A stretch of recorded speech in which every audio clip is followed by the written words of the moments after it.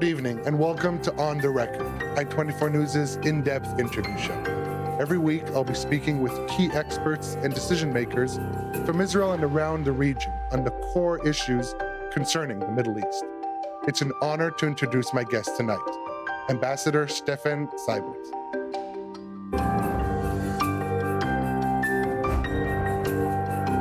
Seibert has served as Germany's ambassador to Israel for the past 4 years and is expected to end his posting this summer.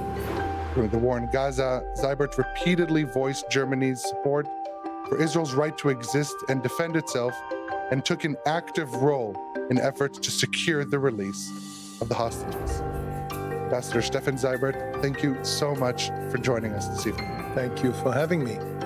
So let's jump straight into it. In your 4 years as ambassador to Israel, you have made it a point to really get deeply involved in daily Israeli life. You were quick to learn Hebrew and also go on hikes on Israel's national trail, Shvil Israel. Now, with your term nearing an end, what would you say was one of the most defining moments of your posting here?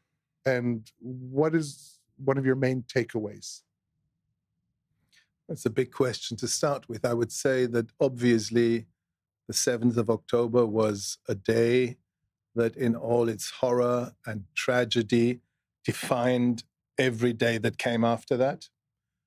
I would say that the 13th of October 2025 was perhaps the happiest day because it was the day of the release of 20 living hostages, including some that, we were very close with their families because they were German citizens, and to see them come out of Gaza was an undescribable joy.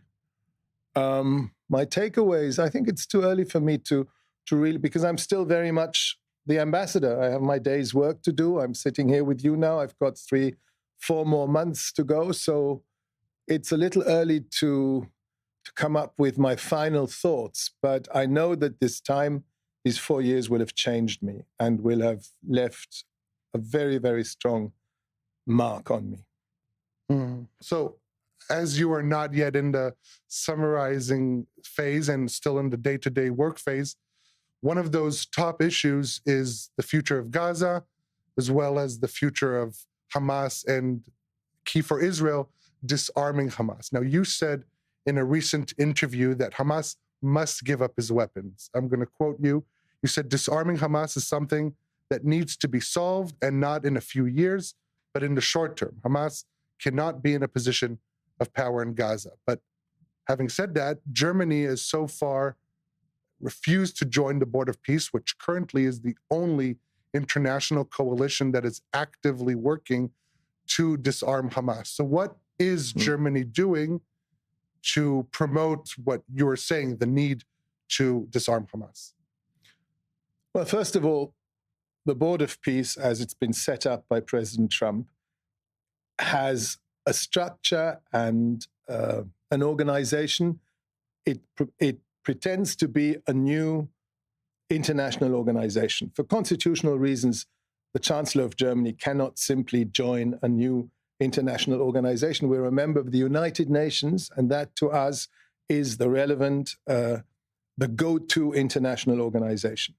But this doesn't at all mean that we are not in every possible other way active in trying to improve things in Gaza, including working in the CMCC, the Civilian Military Coordination Center, alongside the Americans, alongside many international allies, and alongside the Israelis, working on these issues, working on, improving the humanitarian situation in Gaza.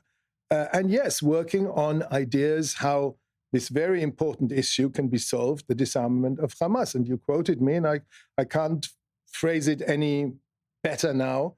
It is important that Hamas be disarmed for the security of Israel. We must be sure that this organization can never attempt another 7th of October. Also, in the interest of 2 million Gazans who must be freed from this oppressive rule that Hamas exercised over them. So yes, I think without the disarmament of Hamas, it will be very difficult to see significant reconstruction going on. It will be very difficult to see states like Saudi Arabia or the Emirates pour the billions of dollars into Gaza that we hope they will be willing to invest, because Hamas is still there. So this is a major stumbling block, and it needs to be solved. But this is not something that can only be done in the framework of the Board of Peace. So granted, the Board of Peace is separate from the UN. I will note that the mandate given to the International Stabilization Force, for example, which is the body that is supposed to disarm Hamas, that legitimization came from a UN Security Council resolution. So which also guides our actions. Yes, we very much refer. So in terms of Germany's actions, what are they currently intended to disarm Hamas?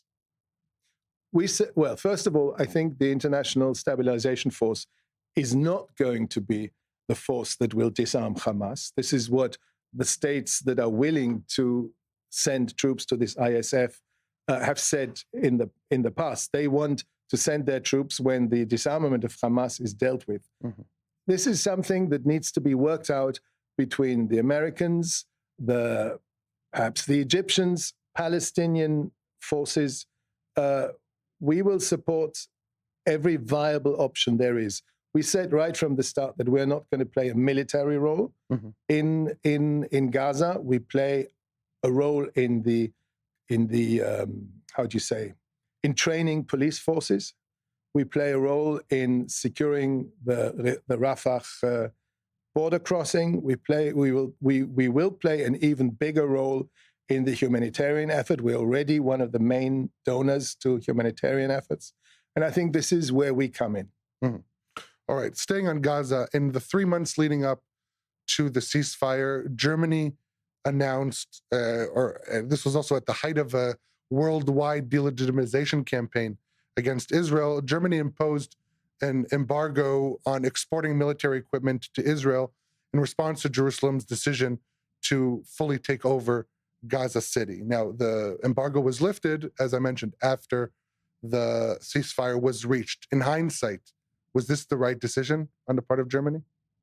Yes, I think it was. And I think that it had nothing to do with the delegitimization of Israel. So don't put it in that context. It had everything to do with a Security Cabinet decision in this country that, in our view, in the view of the German government and the Chancellor, meant the intensifying and the escalating of the war.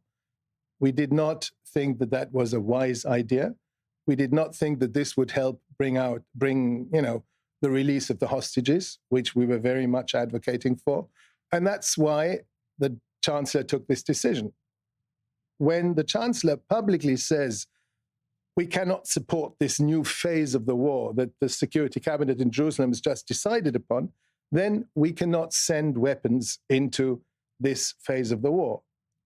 We have to be able to, we can be challenged in German courts all the time. And we are challenged in German courts over arms exports to Israel all the time. Mm-hmm.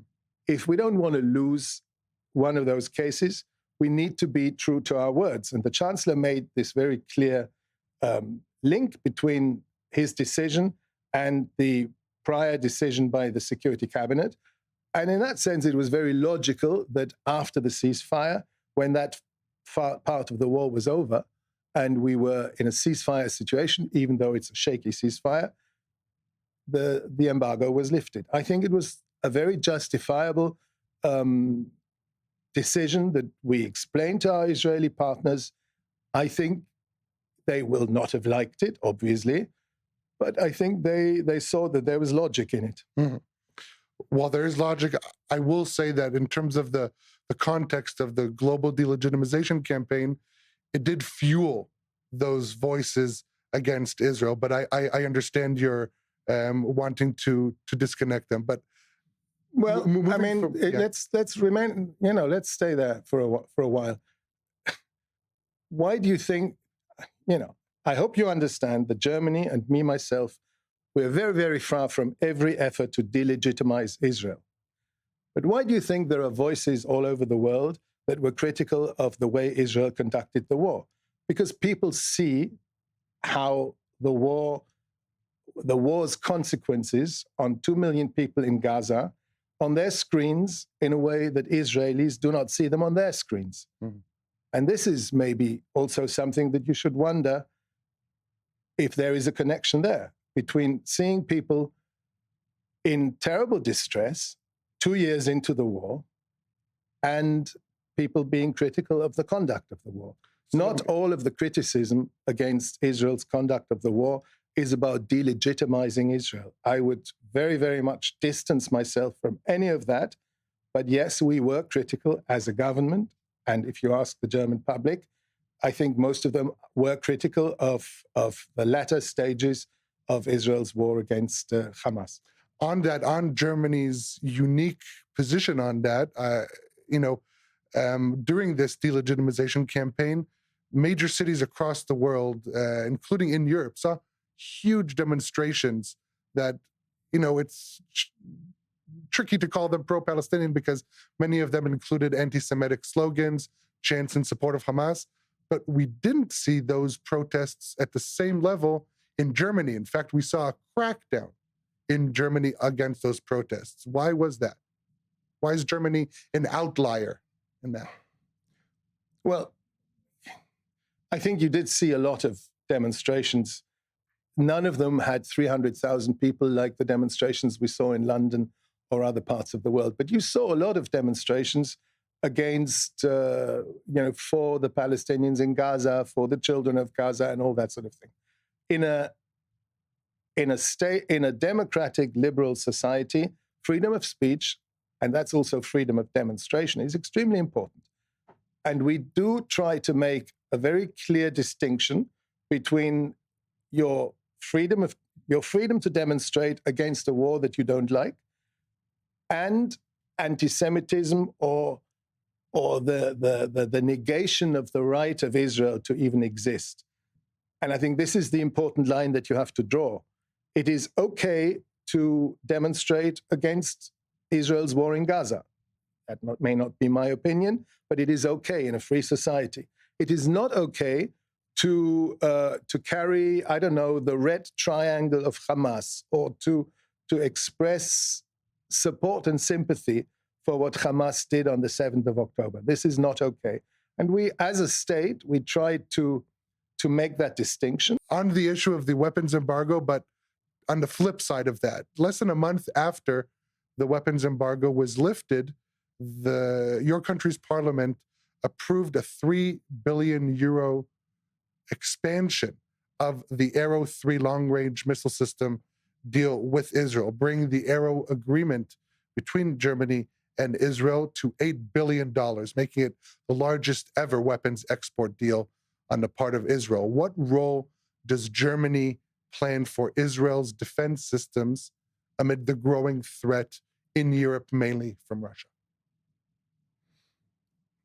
Well, you mentioned Russia. The war of aggression that Russia has been waging against Ukraine since 2022, which is a criminal war with war crimes happening every single day, completely unprovoked war, has totally changed the security situation and the security perception in Europe and in Germany. And it's made clear to us that there is a capacity in aerial defense that we lack, which is something we never thought of before because we didn't feel the need. Now we feel the need. And when the experts looked around, they saw that Arrow 3 was probably the best system on the market. And I'm very glad that this purchase has been made. I'm very glad that it was possible to make it.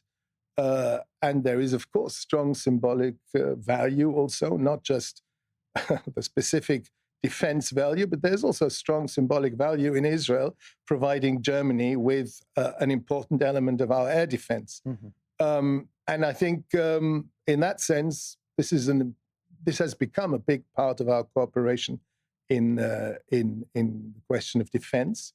We've, as you know, been providing Israel with military goods for many decades, important military material that you've got from us and continue to receive, and now it's a two-way street. I'm happy about it. I hope we will never have to use it, but it's much better to have it. Do you see this, though, briefly, if you will, as the start of an increasing military cooperation in terms of Israel providing defense capabilities to Germany, but maybe not only to Germany in the EU? Well, I cannot speak for other countries. I know that in Germany, and this has been a matter of discussion in recent visits that we've had. The Chancellor was here, the Minister of Interior. That yes, there is interest on both sides in deepening this relationship in defense matters, and I think that's a good thing. Yes. Mm-hmm. Now, over the past few weeks, the Israeli government has approved a series of measures regarding land ownership in the West Bank that have prompted condemnation from the EU and others. Now, how do you view these announcements, and what effect could they have on the ground? Well, I view these announcements as negatively as my government, and only in the past 24 hours has Germany joined, I think, 84 or 85 other states, member states of the United Nations in very clearly condemning these measures. When we look at the West Bank, we look at 59 years, almost 59 years of, 58, probably 57, yeah. Exactly, of occupation. An occupation that has brought new settlements, new outposts, new legalization of illegal outposts every single year. And in the past years, this has all happened on steroids. We also see almost every day, really distressing videos of extremist settler violence. I say extremist settler violence because I know this is not every person who lives in a settlement that engages in this kind of thing. But we see these videos every single day. They are extremely distressing, and they cannot be right. They cannot be in the interest of Israel, and they're certainly not in any way complying with the values of your country or your religion. But we see this every day. We see it unchecked. So when you speak with Israeli officials on this, you say it's unchecked. What do they tell you? How do they explain what's going on? Mostly, we've been talking about this. Well, I've been here since the summer of 22. I remember the first conversation I had with Israeli officials, probably in the autumn of 22, about the issue of extremist settler violence. And I would say that since then, the answer has pretty much always been the same. Most of my counterparts say, oh, this is terrible, very un-Zionist, totally wrong and everything. But it's just a few ill-mannered youths, the hilltop youths, we got to speak to the rabbis or something. Now, I would say 3.5 years later, I would say if it were just a few ill-mannered youths, then it should have been very easy to solve the problem. But instead, it's grown. This is really worrying. And when we now see that the Security Cabinet has passed or has taken new decisions, passing responsibilities to civilian entities within Israel proper, then this is all part of a step-by-step piecemeal, let's call it annexation, which doesn't call itself annexation, but which really aims at the same thing. And so this worries us. We also strongly believe, as Friends of Israel, that this goes very much against the real interests of Israel, and certainly against international law. And this is what we've very clearly pointed out together with 84 other states. You mentioned multiple times the deep connection between Israel and Germany ongoing, and also the seeking to deepen the security coordination between the two countries. Now, how does this play into the highly complex relationship between Israel and Germany over the years. I mean, when you engage with Israel as ambassador, how big a role do, let's say, the sins of the past of Germany play when dealing with Israel today? I'm always aware of them. I think they are part of my political identity as a German, not in the sense of guilt, but in the sense of responsibility. Actually had a discussion about that with my youngest son yesterday, so I'm kind of fresh from that. No one in my generation or younger bears any guilt. And this is not how you will win the next generation for, thinking of Israel as a special partner. But responsibility, yes, responsibility for a Jewish state that can exist without threat of terrorism or military attacks from outside. Also responsibility for fighting anti-Semitism. Also responsibility for upholding human rights. Also responsibility for working against any kind of racist ideology. And so this accompanies me all the time. Also in a very practical way. I mean, I think there are over 100,000 Holocaust survivors still living among us in Israel. And I've met quite a few of them. And every such meeting is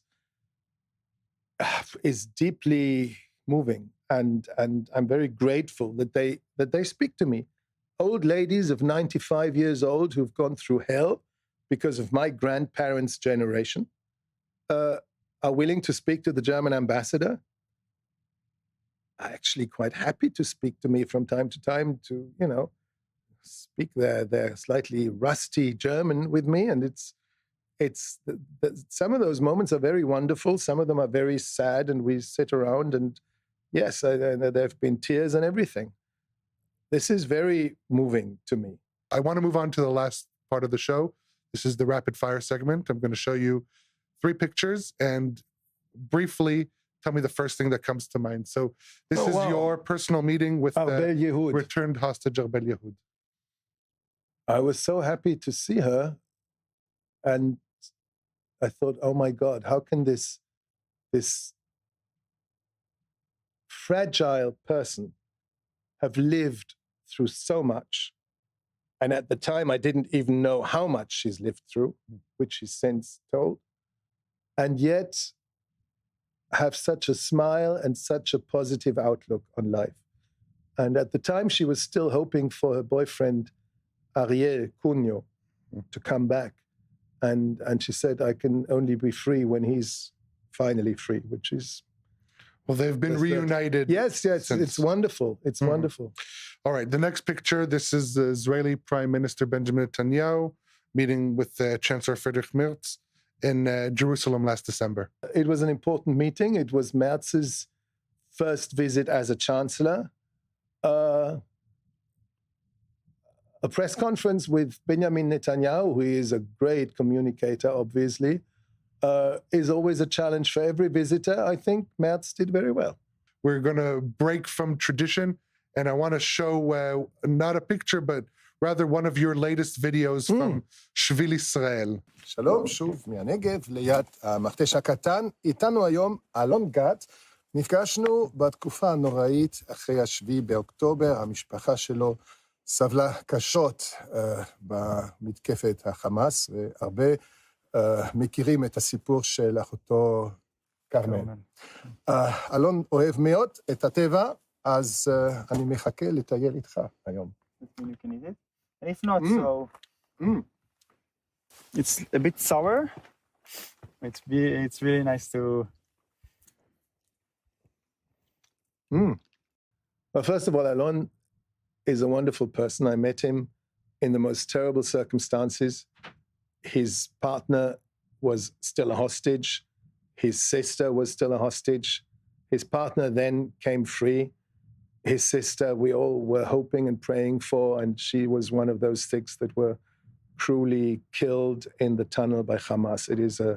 it is a terrible tragedy. He's a wonderful person. We stayed in contact. We hiked.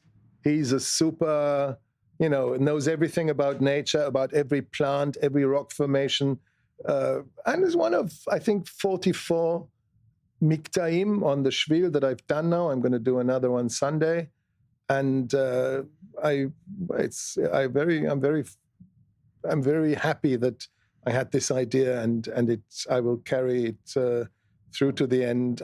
53 miktaim to go, so 8 more to go. Ambassador Seibert, unfortunately, that's all the time we have today.